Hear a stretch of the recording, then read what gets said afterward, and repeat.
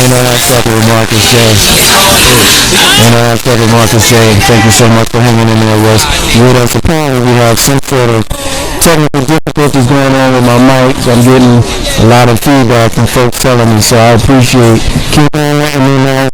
If it's still not clearing up, keep letting me know. Of course, I can't respond to you while I'm talking, but just send me the notes anyway, and I'll do what I can during the breaks to make sure that everything is copacetic. Thank you.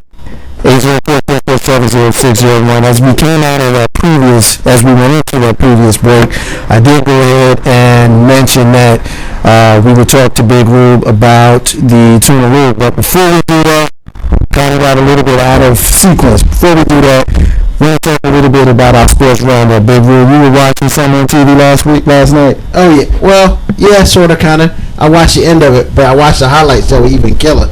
Now, I'm a big baseball guy, but watching the Little League World Series is worth it. If you really don't like baseball or you want to see some craziness go down, watch the Little League World Series. So, right?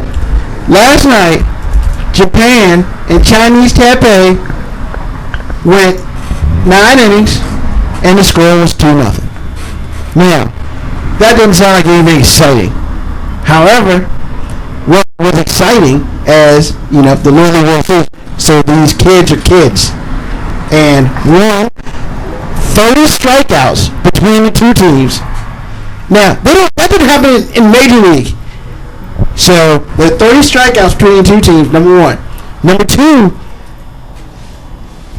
Japan won with a 2-run homer in the bottom of the ninth.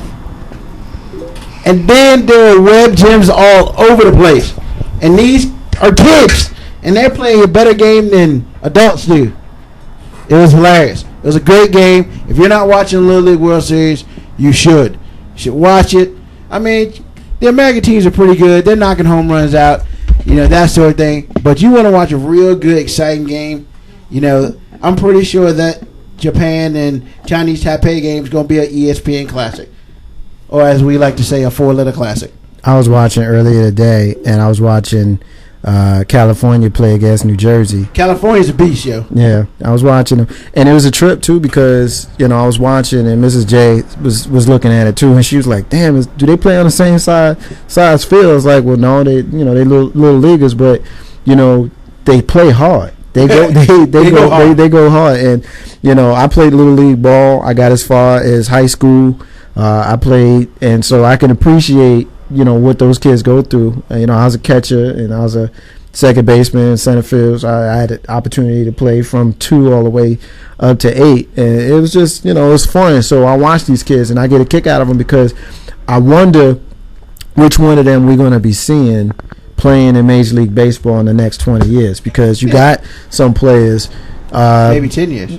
Maybe. I mean, you figure, what are you, 12? 10, 12? 12? Yeah, so maybe 10 years. The only name that really, really sticks out is I remember Gary Sheffield was a little league. I don't remember watching him play, but I remember when he played for the Yankees, I used to play clips of him as a kid all the time. Wasn't the movie Sandlot the second one about him? Or the first one? Who was the first one about? It was about a Major League player. That I don't know. I thought it was Gary Sheffield. That I don't know. But I enjoy watching it. It's fun. I don't have a pony in this race. Unless New Jersey's playing or Virginia's playing, if they're playing. America all the way, baby. Well, when it gets to that point, then I'll root for, America. But when it's down to the state level, if California's playing Alabama, I could care less who wins the game. But if New Jersey's playing anybody, I'm rooting for Jersey. And if New York or Virginia or North Carolina, some of our neighboring states are playing, I'll root for them. We have Tennessee. Yeah, I could root for them too. All right. And the other thing I want to talk about, I didn't get to give my piece on the Chad Johnson situation that happened. I'm going to give my piece, then I'm going to talk about what happened today. I think that chick is crazy. And personally, I can't see if, not that I would ever do this, but if I'm going to hit a woman, I'm not going to headbutt her. That's stupid. That is really stupid. I mean, dude, what? However, and it goes back, this basketball wife chick has been known to headbutt people.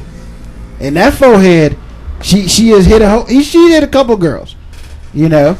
So I'm saying that I'm gonna side with Chad on this. I don't think Chad did it. However, if he did, then I don't know why we're going through all this craziness. Hey, give yourself up. Do the time, do the crime. I said the same thing about Chris Brown. I'm gonna say the same thing about Chad. I am not for physically assaulting women in any way, physical, mental, whatever. If you did it, give yourself up and be done. But if you didn't do it and she did it to you, then you need to fight. And then once you get proven innocent, you need to sue her for everything she's got. Because I think, who headbutts anybody? Tony? Who headbutts somebody that's like 2 feet taller than them? Does she like get a running start and just jump up like Mario? Well, like, they were sitting in the car. They were sitting in the car. I mean, who headbutt? I mean, Chris Brown was in a Lamborghini. He headbutt her. He punched her in the mouth. You headbutt, that's just like hitting them in the chest because they don't leave a mark. So, but she headbutt her in the headbutt was in the head. I can't see any man, self-respecting man, doing that. But if he is a woman, he is self-respecting anyway. You know, I just think that and plus of all, this chick is crazy. Evelyn is crazy, and I wouldn't trust her around the kids I don't have. So it is what it is. Hate all you want, I don't care. But that chick is crazy. I've unfortunately watched some episodes of Basketball Wives, and she gets heated over like nothing. All right, here's the deal. Tony, you go ahead and make your point, and then I'll go ahead and then I'm gonna talk about what happened today. Okay. I don't know what happened today, but I mean, of course, if it's a situation where there was domestic violence on either part, it's wrong. Correct. I can say that, you know, you talk about them being on a reality show. Well, that's the point, is for them to be like all dramatic and out of control. Who would watch it if it wasn't? So, you know, who's to say that some of that stuff may be scripted, or, you know, they kind of push them to do a little more than they normally would, because it's reality TV and they got a lot of competition. I do agree, you know, she seems to be kind of out there, but I mean, you have to be to deal with that, you know. And I feel like too, she knew what she was getting into when she decided to, you know, start dating him and then marry him, knowing, you know, not that all basketball players cheat, but, you know, they don't have the best track record for being faithful to their wives. So I mean, I think she kind of brought that on herself, but she should have expected that he might be unfaithful to her. And, you know, you can't, I don't know, you can't really get mad at somebody who does what they've always done. But who keeps a receipt for condoms? I mean, you know, here's the thing with it. I mean, that? You know, I don't know who does that, and, you know, it doesn't sound like a real player move to me. That's a Tiger Woods move. That was an amateur player move. But here's the thing. I mean, I went on record last week. I'm on record before last week. I'll be on record next week. There's never a reason. You just can't bust your lady in the mouth. You just can't do it. In the forehead. In the forehead, in the mouth. You can't pinch her like the nuns used to pinch us in elementary school. You know, you can't stomp on her pinky toe. You can't leave the radio up real loud in the car, so when she gets in later, it's loud, and you punch her in the ear with the radio. You can't do none of that, man. You can't beat your lady up. So, are there some ladies that ask for it? Hell yeah. So you think he did it? I don't know if he did it, or I don't have an opinion on it. For me, it's one of those situations where when something like this comes up, you know, I don't really care if it happened or if it didn't happen. It gives us an opportunity to talk about it, because there are situations where we know it happened. Mm-hmm. You know what I mean? We saw Rihanna's face. It happened to her. You see what I'm saying? Yeah. Whether she started it or not, he clearly finished it. We saw her face. And even if it didn't happen with Chad and Evelyn or whatever this woman's name is, we know that it happens to women on a daily. It happens more than it's reported. So for me, when these type of high profile situations comes up, for me, it's less about actually talking about Chad Johnson and Chris Brown, who I'm not fans of either of them. So I don't have, you know, no reason to support them other than if they're telling the truth, I hope that comes out. But for me, it's more about an opportunity to talk about domestic violence and the fact that there are a lot of brothers that's punching their ladies in their mouth on the rag, and they going to work every day with makeup on, lying to make up so that people don't realize they're getting their ass beat. And there's a lot of dudes who are getting beat up.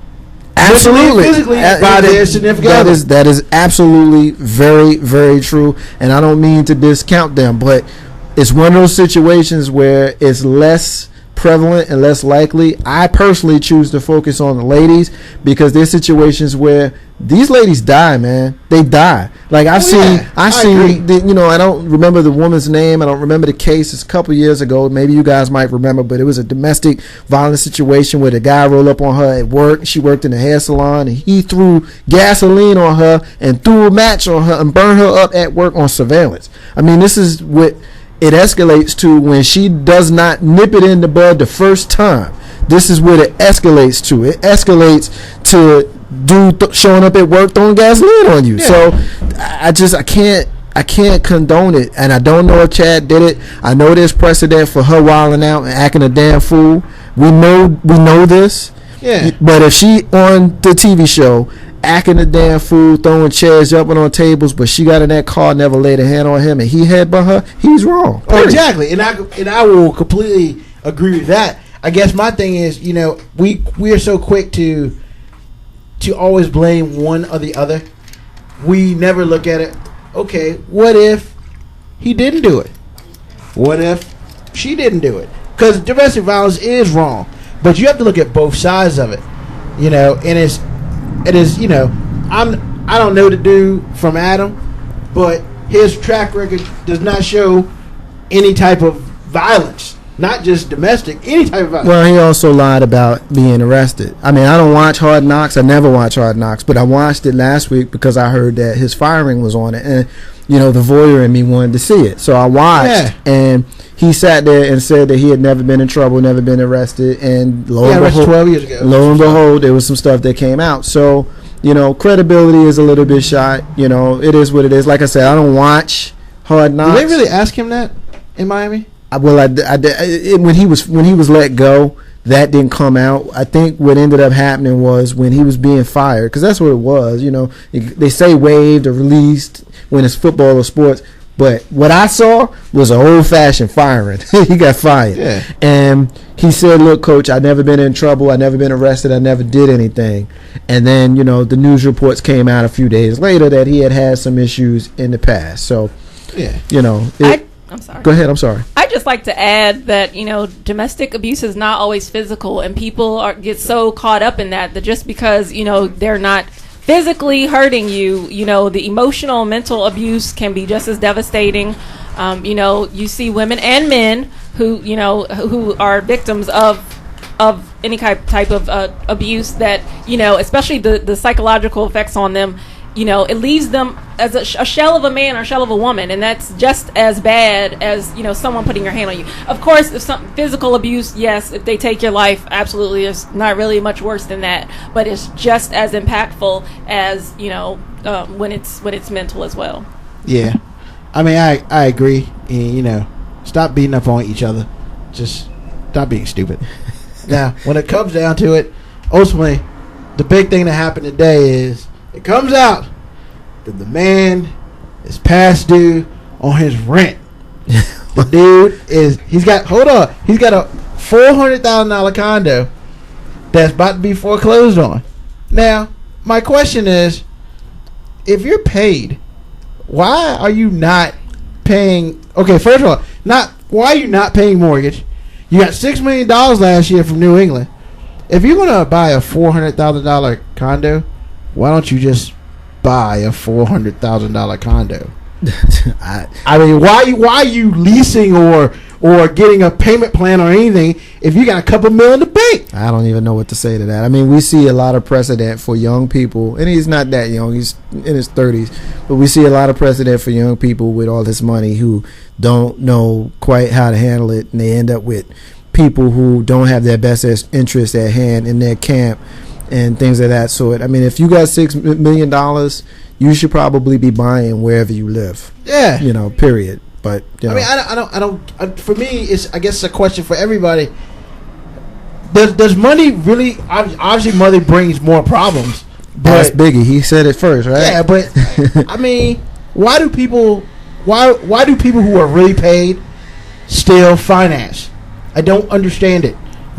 I don't know. Especially if you're getting paid $50 million, you should be financing nothing. It's one of those things that, you know, I usually have an opinion on just about everything. This one, Tony, I don't know what to say on that one. You got money. Clearly you got money, but then, you know, you go down to Rent-A-Center and you rent the TV, you know.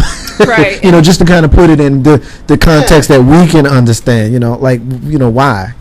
Yeah, I mean, like you said, you know, a lot of the younger people and even some of the older ones, you know, they have all this money and nobody teaches them how to manage it. But like not paying your bill or you know, renting or something like that, I think that they just look at like right now and not kind of going for the longevity, you know, something to have in the future. And it's really sad because, you know, if you look at how many like basketball players, entertainers who, you know, have like fallen by the wayside or homeless on the street, and you wonder like what happened to all that money? Like what did you do with millions of dollars? It's on their arm. You know, it's around their neck. You know, it's in child support court. I mean, it's a lot of dumb stuff that goes on. You know, I heard a competitor on the 4-Letter Network talk about Tim Duncan, and the first time he saw him, he knew that he would have it right because he walked into wherever they was at, and a lot of his teammates was all blinged out, but Tim came in a pair of jeans that was cut up in a tank top and some flip-flops. And he just looked at him and was like, that kid's got it. He's got it in his head. So we're going to move on from Chad.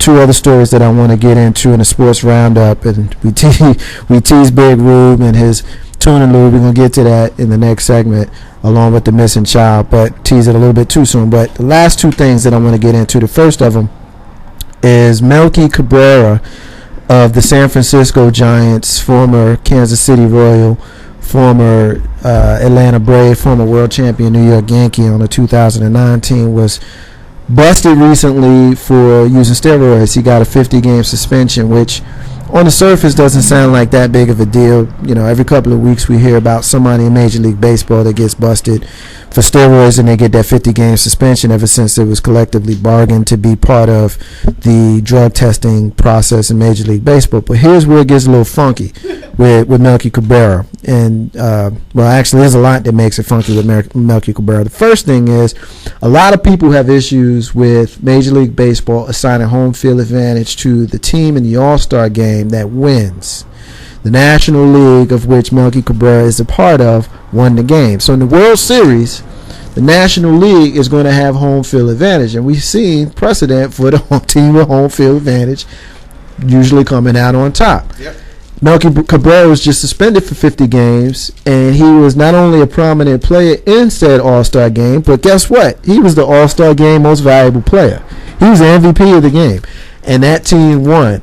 The other thing that's real funky about this is when Melky got wind that there was an investigation of his steroid test, or his positive steroid test, I should say, he got someone in his camp to not only doctor a website, but they also created a fraud thing that he used. Basically, the steroid that he allegedly used, they put on the website that it was for sale there, stating that it was just some sort of cream or some sort of product that you use. You know, a lot of times people use things that are very, very legal. Yep. But they put out a website and this product on this website to make it appear that this is where Melky got this product from that he used, and it gave him a positive test unbeknownst to him. So basically he's saying that he got a bad one. He tried to pull, you know, kind of what Rafael Palmeiro tried to say when he said that he got injected by Jose Canseco. He didn't do it himself. So I'm gonna start with Tony because I know you well enough to know that you're not a baseball fan. So I'm looking for a layman's opinion on the situation. So a couple things. We got baseball player busted for steroids. We got the fact that he was a prominent player in a game that's going to have implications in October when he won't be playing in October because he's suspended through then. And we got the fact that not only did he try to cover it up, but he also not only did he lie, but he also tried to create not only a website, but a product to try to cover it up, attracting, I didn't add this part, attracting the attention not only of Major League Baseball, but the feds. The feds are on this now. So what's your initial thoughts on this? I'm guessing that you didn't hear this story prior to me just kind of laying it out. No, and what came to mind was Michael Vick. And I feel like they sent Michael Vick to jail. they need to send him to jail. So what would be your reason for sending Melky Cabrera in this case to jail? Well, he did something it's illegal. You can't do that, and that's well known. And then for you to try to go back and cover your tracks to that extent of actually creating some false product and some fake website, you knew what you were doing was wrong, and now that you're getting caught, you're trying to do what you can to cover it up. I think that he should be actually, they should cut him from the team. He should go to jail. Big Roop. You have to applaud the I know where you're going. I knew the fact that you know what, I'm about to get busted. Yo, let's see if we can fake this joint real quick. Nobody's really ever tried it, so no. Hey, let's do it. Not co-signing that. I mean, I'm gonna be real. Not co-signing that. And, you can not co-sign all you want, but you gotta give him an A+ for creativity. Hell no. I mean, it ain't right, but let's be real. Major League Baseball at least looked at it and was like, wait a minute. Let me put it to you like this. Wait a minute, this ain't real. But the fact that he almost had a 2% shot of getting off of this. He got caught before he even was suspended. That means that he wasn't even close to getting over. But here's the other thing. But it's funny. Here's the other thing, and as a baseball fan, Ruben, and even not as one, Tony, you can appreciate this. Melky is in what they call in baseball his contract year. What that basically means is he's playing out the last year of his current contract, and his production this year is likely to dictate what he's going to get for the next few years. Now, at his age, he's likely in line for a big contract. Now, Ruben, you'll understand where I'm going with this in a minute. Tony, just follow me. In the 5 years prior to last year, he averaged a 260 batting average. Last year, he averaged 305. This year, 347 when he got busted. Mm-hmm. So my question is, how long has this dude been juicing? Probably not in the 5 years prior to last year. Those years included the 2009 World Series 27th World Series championship by the New York Yankees. Always got to throw that out there. But last year, when he batted 305 for the Kansas City Royals, and this year 347 with the San Francisco Giants, it's a good bet. He might have been juicing at least since last year, Ruben. Mm-hmm. I mean, and we know he's in his contract year. I've heard numbers as big as 7 by 100 that he could have got. Yeah, could have. 7 by 100 that he could have got. Now, I know enough about baseball to know that he's gonna make some money. Even though what we know, if he ain't in jail for the feds busting him for the illegal, which I'm not a lawyer. I don't know if he can go to jail. I guess I would have to kind of study that to see if there's any way that they can get him on the fabrication, and if there's any kind of federal laws that have jail time attached to him. Well, it's certainly fraud, but you don't always go to jail for fraud. Oh yeah, you go to jail for fraud. Not always, but be that as it may, somebody's gonna pay him something next year. Whether it be 3 by 30, he ain't gonna get 7 by 100. He might get 3 by 30. He'll probably get 3 by 20. Maybe 3 by 20, but that's still $6.5 million a year.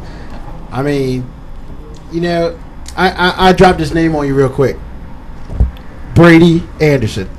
Yeah, he played for the Orioles in the 80s and 90s. Okay, he stunk it up, but he hit 50 homers in a year. Yeah, and he never came close to 20 after that. Yeah, but see, and that is exactly what Melky was reaching for, because he figured, let me go ahead and try to bust this out in 2012. Yeah. Let me see what I could do. Juice this year.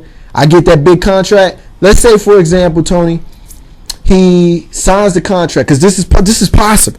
Let's say the season ends in October. He's a free agent at the end of the season. December, somebody signs him, right? And he's a member of that team. He gets his 7 by 100 contract in December, right? Just because he has that contract in December doesn't mean that they can't test old samples from July and August, right? So let's say he signs that contract, Ruben, in December. They test something from August, it's dirty, right? Guess what? Contract's already signed. He's going to get that 7 by 100. And that is exactly what he was hoping for. It's a game of chicken. You run and hope the other side blinks first. In this case, Melky, you got busted. My brother, you blinked first. Tony? I just think, I'm listening to this about him, and then I'm looking at, how Ochocinco got cut. He was released from his contract. with Miami because of these allegations, not even proven to be true as of yet. But this guy who has clearly been confirmed, that he was using roids and he could still continue his career like nothing ever happened. That doesn't seem. That's because baseball is stupid. It is. It's just stupid. By the fact that somebody's got paid $250 million for 10 years is stupid. Just by the fact that somebody just got, who was it, a couple years ago? How much Albert Pujols? He got like $200 million. Yeah, $200 million. Yeah. I mean, 10 really? years, yeah. I mean, that's insane. It is. I understand you play 162 games, possibly. You may play more. I get it. I understand it. But that kind of money, I mean, that's Kobe money. All right, Kobe. It's always back to the Lakers. Here's the thing: football, no guaranteed contracts. So you could be, and this is an obnoxiously obscene example I'm about to make, but I'm gonna make it to make a point. You could be Tom Brady, and the Patriots say, you know what, we don't want you here no more. We can cut you. They can cut Tom Brady if they want to. They can cut Adrian Peterson if they want to. Mm-hmm. In football, you do not have a signed contract that's guaranteed. So you can sneeze or pass gas in the owner's office and he get mad at you and he can cut your ass. That's the way it works in football. Whereas in baseball and in basketball as well, the contracts are guaranteed. Now, to address Ruben's point about the obscene amounts of money, my thought is this. You work for who you work for. Tony works for who she works for. Marcus J works for who he works for. If I walk into my manager's office and I say to my manager, you know what, boss, I need you to pay me 6 figures for the job that I've been doing for the last amount of time for 5 figures. And he says, okay, Marcus, we're going to pay you 6 figures now. Guess whose fault that is? Nobody's, except for the person that paid it to me. That's the way it works. And he would not pay it to me if he didn't have it. Do you really think the New York Yankees would pay Alex Rodriguez $275 million? Because that's what it was.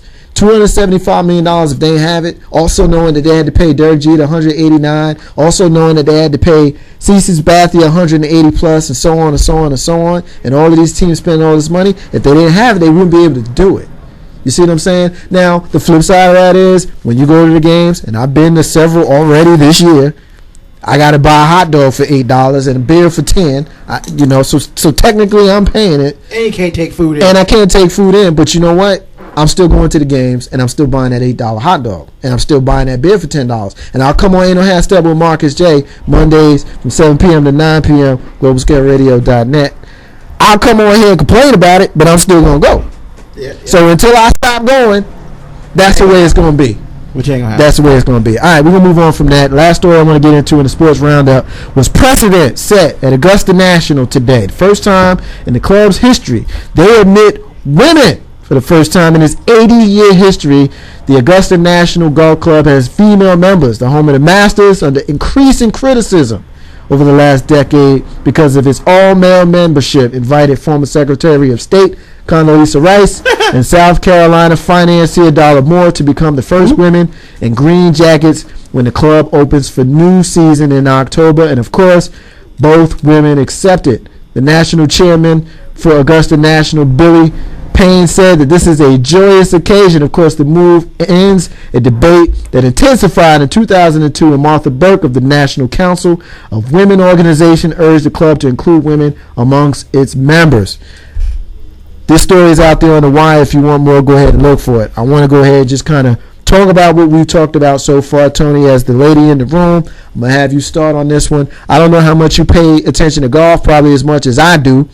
But for me, there's some social issues with regards to this story and less about the fact that you got ladies playing golf. Because we know, there is the LPGA Tour. Ladies already been playing golf. But with the fact that they're playing now, or members, I should say, not just playing, but members of this exclusive boys club, somewhat different. What you got to say about that? I think it's just, they're trying to get those names in there just to build up popularity. Their membership is probably going to double, within tomorrow or something like that because of the women that they've chosen. My question was, why Condi? And why, what's her name, Deborah? Darla Moore. Darla Moore. Darla Moore's paid.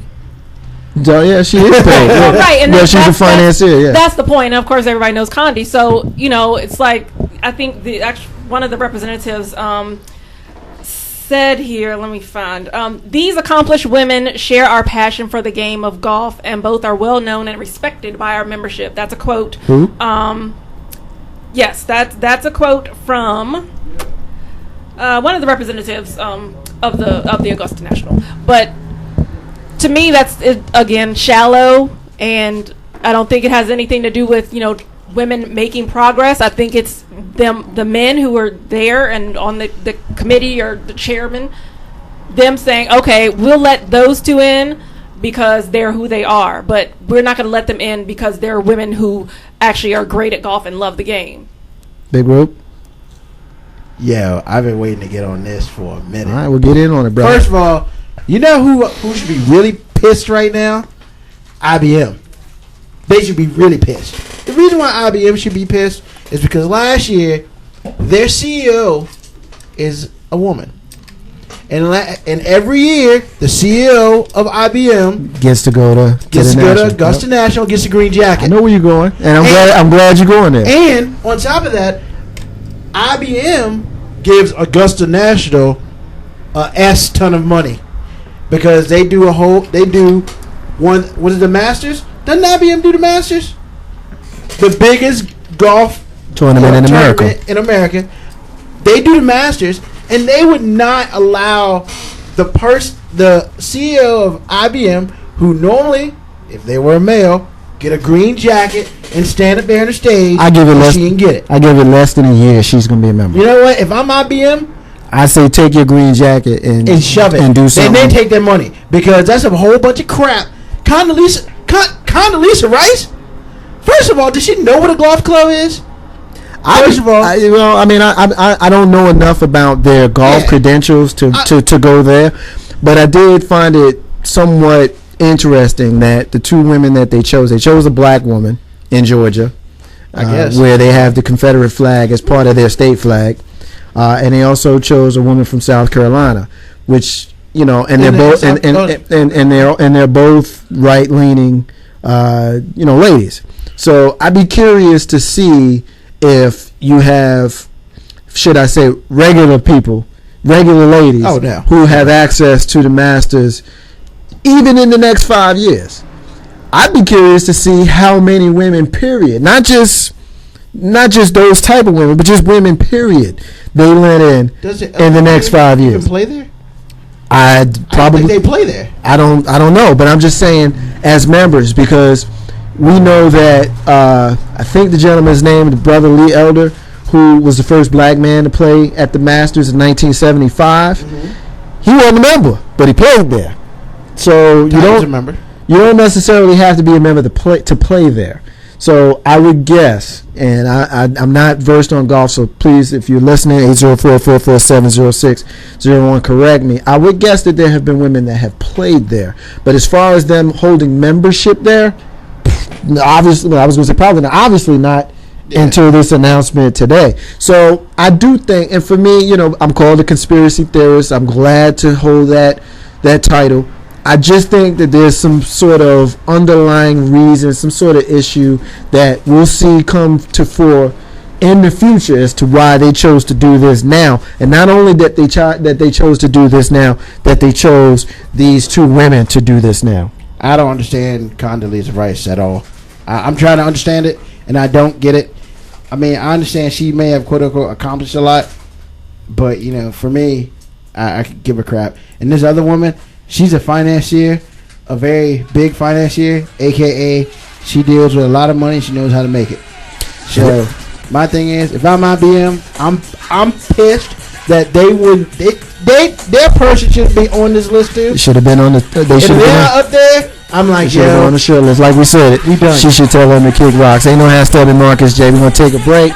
When we come back, we will get into our socially conscious and entertainment hour, and Big Rube will be giving us part 3 of the Tuna Lube. Missing Child is coming, and Marcus J, your man here, has got some What the Hell. Ain't no Steppin Marcus J. Be back in about 2. Ain't too proud to beg, y'all.